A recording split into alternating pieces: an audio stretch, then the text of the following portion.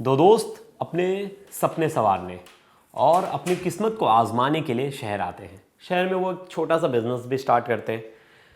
अब इस बीच में उनके लाइफ में एक लड़की आ जाती है दोनों दोस्तों के बीच में, और यहाँ से सब चीज़ें बदल जाती हैं। एक मौका ऐसा आता है कि एक दोस्त ही अपने दोस्त का जान का दुश्मन बन जाता है, जो कि बहुत पहले उन्होंने कस्में खाई होती हैं कि हम साथ रहेंगे, हम भाई हैं, सब कुछ। और इस लड़की ने ऐसा क्या किया कि ये दो दोस्त आपस में जान के दुश्मन बन गए। ये मर्डर मिस्ट्री है फ्रेंडशिप, लव और धोखे की। और जितने भी यूथ हैं उन्हें ये ज़रूर सुनना चाहिए पूरी स्टोरी, और ये जो मर्डर मिस्ट्री है ज़रूर सुननी चाहिए। हर कोई अपने आप से रिलेट करेगा। आसपास जो रिलेशन, जो लोग लिविंग में रह रहे हैं, दोस्ती, ये सब चीज़ों पे आप सुनोगे तो आप भी बोलोगे कि ऐसी चीज़ें आसपास होती आ रही हैं। लेकिन ये एक छोटी सी चीज़ थी, गलती, उसने इतना बड़ा रूप ले लिया कि मर्डर हो गया एक लड़के का। तो ये पूरी घटना है नोएडा की। नमस्कार, मेरा नाम है प्रिवेश पांडे और आप देख रहे हो क्राइम तक। 13 तारीख को पुलिस को एक कॉल आता है कि एक लड़के का मर्डर हो गया। लड़के का नाम पता चलता है कि जो चिन्मय है, सॉरी यतिन नाम का एक लड़का होता है, उसका मर्डर हो जाता है। तो पुलिस को कॉल आता है, पुलिस पहुंचती है। तो लेकिन ये कहानी है क्या, मर्डर हुआ क्यों? ऐसा था कि यतीन अपने एक दोस्त के साथ, जिसका नाम था चिन्मय और उर्फ कुक्कू कहते थे उसको। तो जो कुक्कू और चिन्मय हैं ये लोग मतलब यतीन और चिन्मय, ये लोग कुछ साल पहले नोएडा आते हैं अपना एक कैफ़े खोलने के लिए कि यार कुछ तो बिज़नेस करेंगे। अब हम ये आगरा के रहने वाले थे, तो यार वहाँ तो बिज़नेस कुछ अच्छा नहीं चल रहा था, हम शहर जाएंगे, अच्छे पैसे कमाएंगे, साथ में दोस्त मिलके बिज़नेस करते हैं। फिर ये नोएडा में ये कंसल गोल्फ 1 है सोसाइटी, वहाँ ये फ्लैट में एक रूम लेते हैं और ये अपना एक छोटा सा कैफ़े स्टार्ट करते हैं। कैफ़े ऐसा ही लोकेलिटी ऐसा होता है जहाँ ना कॉलेज के स्टूडेंट्स बहुत आते थे। और अंसल प्लाजा के आसपास, जो लोग नोएडा रहते हैं उन्हें पता होगा, अंसल प्लाजा के आसपास पीजीज ज़्यादा है, जो कॉलेज के स्टूडेंट्स बच्चे ज़्यादा है वहाँ। ये दोनों दोस्त की मिसाल हर आसपास के लोग देते, क्या दोस्त थे यार, इनकी दोस्ती माननी पड़ेगी यार। ये दोनों दोस्त ने एक दूसरे को इतना सपोर्ट किया और दोनों दोस्त ने अच्छा बिजनेस सेटअप कर लिया है। और आसपास के लोग भी इनकी तारीफ़ करते थे। इनके यहाँ भीड़ भी होती थी क्योंकि देखो नौजवान थे, यंग थे, तो इनका जमता हर किसी से था, मतलब आसपास। और बच्चे भी बड़ा मतलब जो कॉलेज स्टूडेंट्स थे उन्हें ये डिस्काउंट वगैरह भी देते थे, तो सबसे इनकी बनती अच्छी थी। सब कुछ सही चल रहा होता है और मतलब लाइफ बड़ी अच्छी चल रही होती है। और जैसा कि हर मूवी में होता है, अब पैसे तो आने लगे।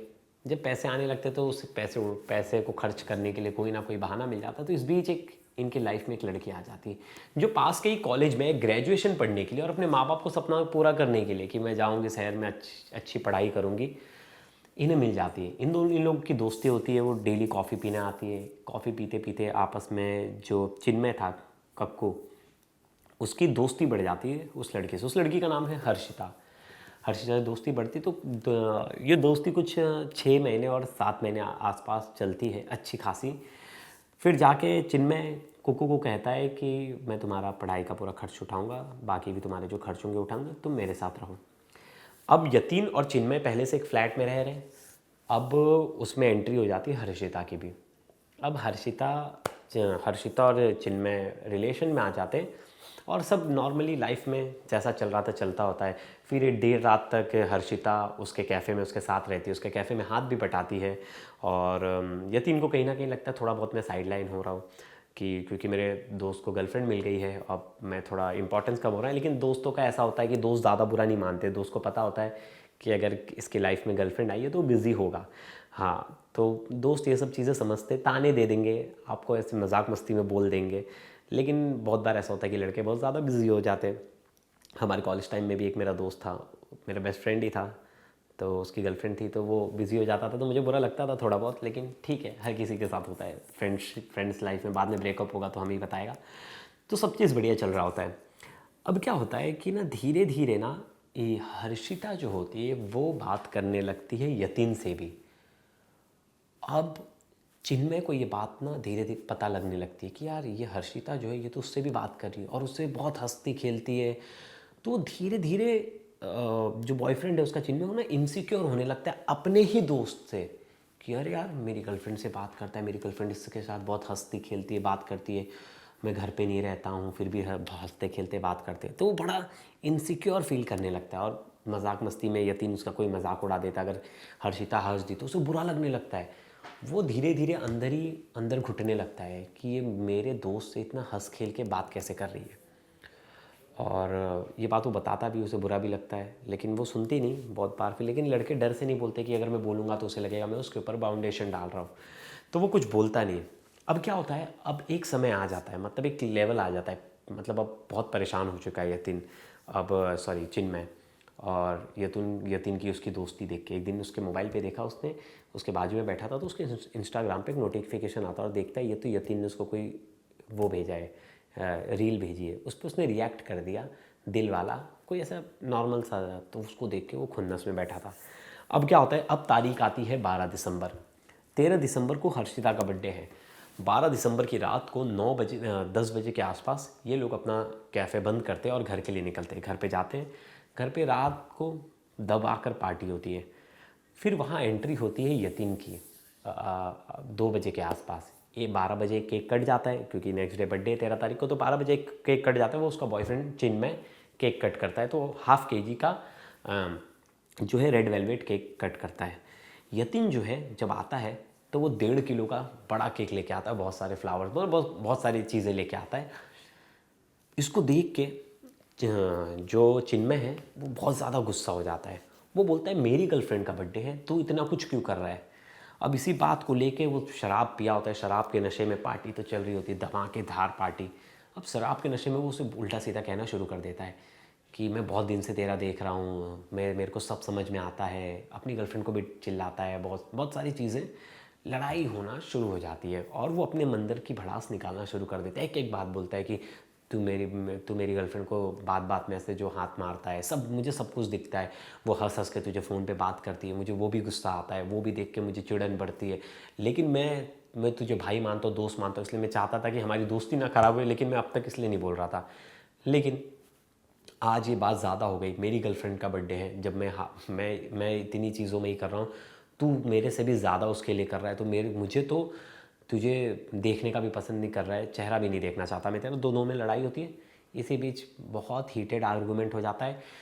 यतीन उसको कह देता है कि तू तेरी गर्लफ्रेंड को रोकना, वो मुझसे बात करती है। इस बात पर जब गर्लफ्रेंड के बारे में बोलता है यतीन, तो चिन्मय इतना ज़्यादा गुस्सा हो जाता है, वो किचन में घुसता है, चाकू लेके आता है, और उस कमरे में 2 लोग और बैठे होते हैं जो कि चिन्मय के अच्छे दोस्त होते हैं। यतीन से उनका इतना अच्छा नहीं जमता। वो दोनों उसका हाथ पकड़ते हैं और एक चाकू मार के उसको मौत के घाट उतार देता है। सुबह होने तक अफसोस तो फील होता है कि दोस्त को मार दिया शराब के नशे में, गर्लफ्रेंड के चक्कर में। गर्लफ्रेंड भी उसमें शामिल हो जाती प्लान में, और ये लोग भाग जाते हैं। इनको पुलिस फिर नेक्स्ट डे हाईवे से पकड़ लेती है।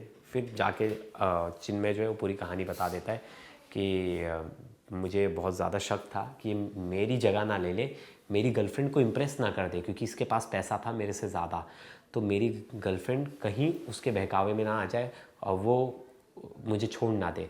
बस इस इनसिक्योरिटी से मैंने उसे मार दिया। उसमें फिर बाद में मेरी गर्लफ्रेंड ने भी मेरा साथ दिया प्लानिंग में, बॉडी वीडी दफा लेके जाने में, और इसी को लेकर दोनों में बहुत ज़्यादा मतभेद चल रहा था। तो देखिए आसपास में ऐसा होता है, बहुत बार लड़के ना बोल नहीं पाते। अगर कोई लड़की का बेस्ट फ्रेंड है, वो अपने बेस्ट फ्रेंड से बात की तो अंदर ही अंदर घुटते हैं। ये लड़कों की क्वालिटी होती है, अंदर ही अंदर घुटेंगे, उन्हें वो चीज़ बुरी लगेगी लेकिन वो बोल ही नहीं पाएंगे, एक्सप्रेस नहीं कर पाएंगे। क्यों? उसका रीज़न ये है, वो सोचेंगे अगर मैंने उसे बोला तो ऐसा लगेगा मैं उसको लाइफ में रोक टोक कर रहा हूँ। और मुझे लगता है लड़कों से अच्छा लड़कों के इंटेंशन कोई नहीं जानता। लेकिन ऐसा भी नहीं है, बहुत जगह ऐसा भी होता है कि बहुत ज़्यादा ही बाउंड्रीज लगाने लगते हैं। बॉयफ्रेंड नहीं, वो उनके पिता बनने लगते हैं कि तुम्हें ये नहीं करना, वो नहीं करना है।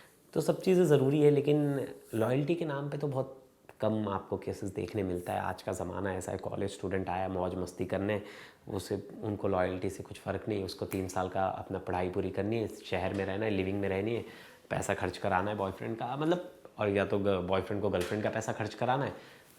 ऐसे बहुत केसेस हैं जहाँ लड़कियाँ बहुत सारा पैसा खर्च करती है बॉयफ्रेंड के ऊपर, और बॉयफ्रेंड इस तरह का धोखा दे देता है, और बॉयफ्रेंड बहुत सारे पैसे खर्च करे लड़की के ऊपर, लड़की धोखा दे रही है।